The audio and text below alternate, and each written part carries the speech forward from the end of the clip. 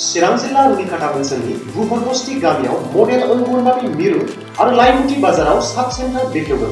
रुनिकाटा हालामनि गोथौ लाइमुथि ओनसोलनि गामिनि सुबुंफोरनि थाखाय गोजोनथाव खौरां।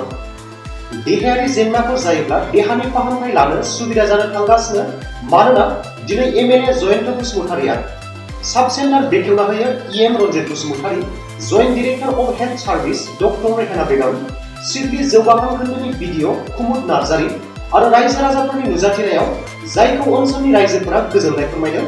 लोगोसे रुनिकाटा ओनसोलनिनो बुहरबस्ती गामियाव मडेल अंगनबादि मिरुबो बेखेवो। एमएलए जयन्त बसुमतारियाबो फोरमायोदि बेनि गेजेरजों बे ओनसोलनि देहा फाहामथाय लानायाव सुबिदा जानो थांगासिनो। लोगो फरायसालिनि जेंनाखौ बिटिआर गोरोबथा 6.3 दफानि गेजेरजों सुफुंगोन होननानै फोरमायो। ओरैहाय फाथाबारि भिसिडिसिनि बेले-बेजे थासारिनि सायाव राहा लागोन होननानैबो फोरमायबावो। दानथामसोनि गेजेराव बे न'आ कमप्लिट जानांगौ। बिनि उनाव मोनसे प्रसेस थागोन जे बेयाव डक्टर नांगौ, नार्स नांगौ, बिनि मोनसे प्रसेस थागोन।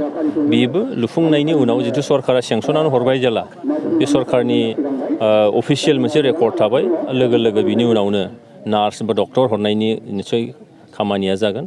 आरो बेजों बे देग्लाय 2024 मायथाइनि गेजेरावनो फैगौ 6 दानसोनि गेजेरावनो बिथांमोननि बे जेंनाया निस्सय जोबगोन होननानै आं आसा खालामदों। लोगोसे सार बे जायगायाव ओनसोलाव हान्थामेलानि फरायसालिनि जेंनाखौ माबायदि सुस्रांनो? बियो जोंहा बिटिआर सुक्तिनि 6.3 दफा दङ, जेराव माने निट बेसाव स्कुलफोरखौ बानायनाय जागोन होनदों। निस्सय नैबे ओनसोलाव जिथु स्कुल गैया आरो बेयाव गोबां रायजो राजाफोर फरायसाफोर दङ, बेनिखायनो बे निट बेसाव निस्सय गोग्लैनानै दङ।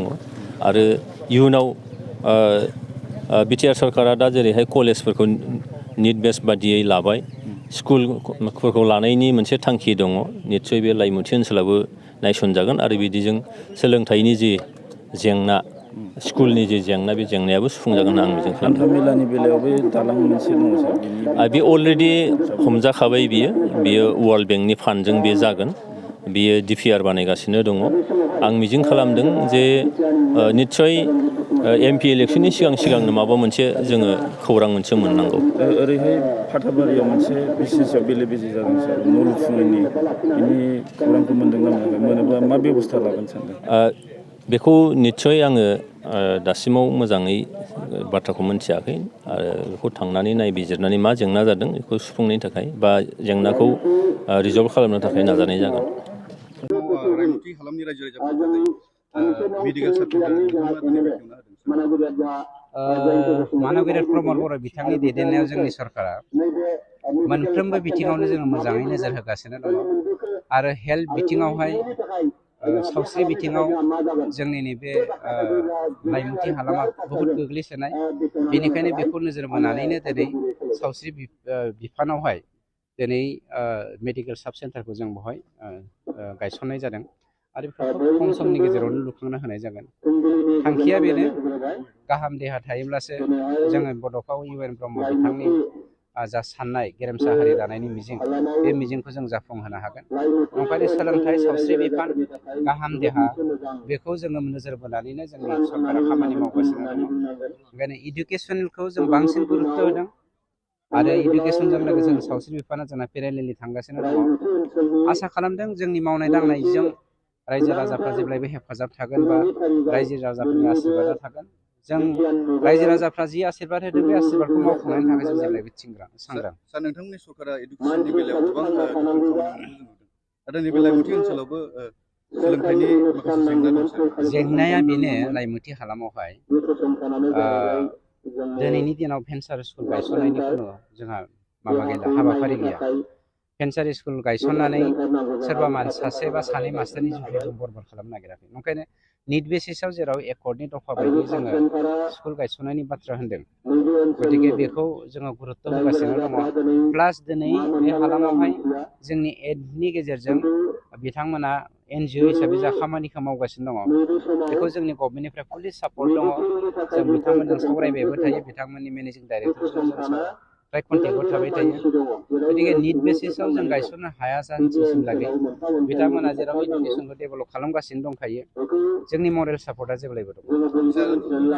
दायो बावैसो बिबुंथि लाखिदों जे नैबे ओनसोलनि जिथुनाखि हा हाखौ फाननानै माखासे डेफिनेटलि फरेस्टनि हाखौ बे ओनसोलनि नङा जेरावबो फाननो मोनखाया खिन्थु बे हालामनि हाखौ दासो जोङो प्रसेस खालामगासिनो दङ होनायनि बेनि सिगांनो 2 लाख 2.5 लाख थाखानि फानगासिनो दङ गतिके फाननो हाया बे हाखौ जोङो फरेस्टआ सेनो थांफिनगासिनो दङ सेनानै जोंहा कमिउनिटि लेन्डनि गोनांथि दङ स्कुल लुनांगौ हस्पिटाल लुनांगौ बायदिसिना हाट बाजार खालामनायनि खोथा थायो डेभेलप खालामनोबा जोंनो हानि गोनांथि दङ जाय दादागिरि खालामनानै हा फानदों बे हाखौ जोङो सेफिनजोबनो नागिरदों फरेस्ट डिपार्टमेन्टआ बेखौ आं अलरेडि आंनि डिपार्टमेन्टनिफ्राय अर्डार होखानाय जाबाय बिसोरो गनायाबा सार मा खालामो? बिथांमोना गनाय जों आइ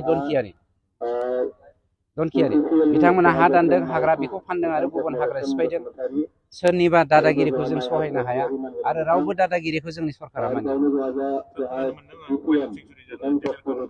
वाइल्ड लाइफ सेन्सुरि बड'फा UN ब्रह्म वाइल्ड लाइफ सेन्सुरिखौ बावैसोनो बड'फानि जोनोम सान नङाबा बिथांनि थैनाय सानखौ लोब्बा लाखिनानै जोङो नैबे बे हालामखौ रायमुतिनि साहारि जा हाग्रा ओनसोल प्राय 100 स्कुवार किल'मिटार बेखौ जोङो वाइल्ड लाइफ सेन्सुरि बानायनो थांगासिनो दङ रिपुआ 2 पार्ट दङ बेनिनो मोनसेखौ जोङो मा होनो जोहोलाव जोंनि जोहोलाव सिखनानि मुङाव सिखना जोहोलावनि मुङाव सिखनाजार हाग्रा हिसाबै बा सिखनाजार नेसनेल पार्क हिसाबै जों डिक्लेयार होनो थांगोन खोब खम समनि गेजेराव